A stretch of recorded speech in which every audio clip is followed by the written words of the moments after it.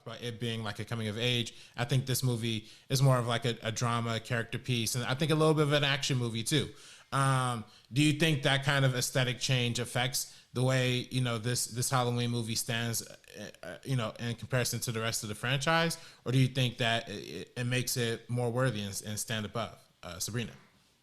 Well, I think it's interesting that you brought that up actually, because I do think this is a blend of a lot of different genres that people can find a little bit of what they love, and that makes it more accessible to like audiences. And I think that's why it was a success, is because we do have even a little bit of that just like teen kind of coming of age, like high school aspect to it, because we dive way deeper into the friends and we dive deeper into Lori and her boyfriend and all those experiences that she's having. So we have that and those comedic characters, and then we have even when she's babysitting.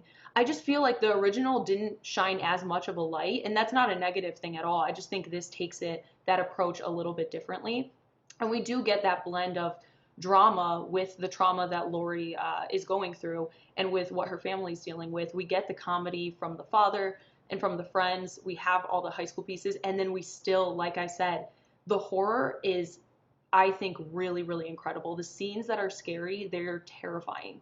And so we have a mix of all of that, and it kind of adds a little bit of levity to the situation. You're not scared throughout the entire thing. You're not freaking out the entire time. There'll be that buildup of tension, trauma, or tension, and then it's kind of alleviated for a second. When one of the friends just has like a little funny line, bumps into something, thinks it gets like spooked. And like we do too, because we're in the same place that they are in that situation.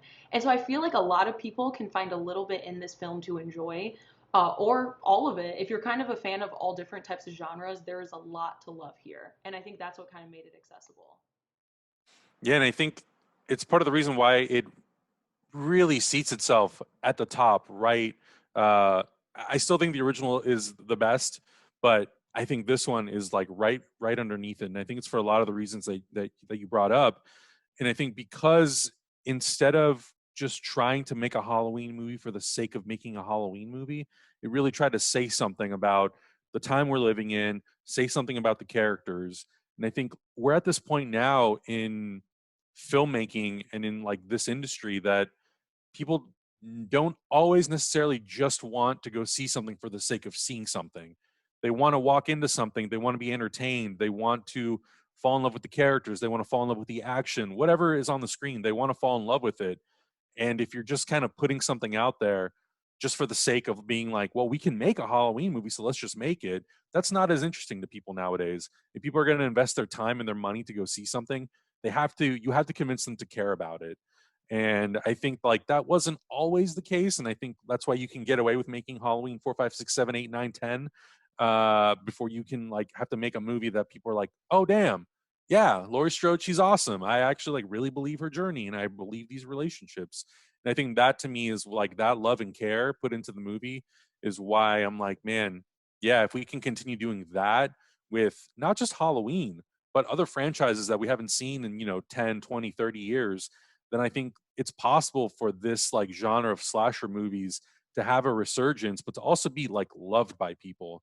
They're doing a Scream movie now, and I'm like, cool. If the new filmmaking people can put the same love and care into it, like David Gordon Green and Danny McBride and that team did, to honor what like Carpenter did, and you can honor what Wes Craven did with the first movie, then like great, people are gonna love it. But I think like just putting something out there for the sake of putting it out there, I think today, especially now, it's I don't know, it's a losing ticket in my opinion. So yeah, for all those reasons, I think that's why this movie has like seated itself way up at the top. The respected pace to the original, the respected pace of the characters, how it builds them out, and like for me personally, the supporting characters in the movie, I I personally prefer Linda and Annie, but to me, the movie's not about those characters in this movie. It's not about those supporting characters. They're there to like help kind of flesh out the world and make it feel more real and three-dimensional and really lived in. And for like other people who maybe are not the biggest Halloween fans, I feel like those characters are vehicles for people to kind of like come in and be like, I don't know this franchise. What is this? They're those types of characters. There's what those characters represent. And I think that's why that movie in general was like so loved by so many people when it came out a couple years ago, is like there was something in there, like you said, for everyone. You didn't have to know Halloween. You didn't have to know the lore, the history. And I think that's probably why it was so good for that movie to just say, like, you know what? Just the first movie. That's all you need to know. Because I think if you tag on 4 different timelines of history, people are like, I don't know what this is. I don't get it. I don't want to sit here and watch this. I don't blame them.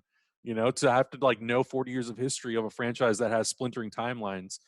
Nah, don't worry about it. So I think that for me personally, as a Halloween fan, that's why it worked so well. And there's so many beautiful homages to things throughout the franchise in that movie that I'm like, yeah, this you really like figured out how to make it 2018 relevant, but also make me like care about everybody. So Yeah, absolutely. And I think that's one of the most beautiful, I think, cases for why this is the best Halloween sequel. Adam, Sabrina, would you personally rank this as your favorite Halloween sequel after the original? Yeah, this is my number two for sure because it's the one that I've kind of even, it's only been out for 2 years and I've actually revisited it so many times. And every time I still really enjoy it and I find little bits and pieces that I start to love even more. And then I also notice stuff that I don't love as much, but it doesn't take away from the fact that I still really enjoy this and I was so pleasantly surprised by how much I loved it and how I'm really looking forward to everything that they're doing in the future.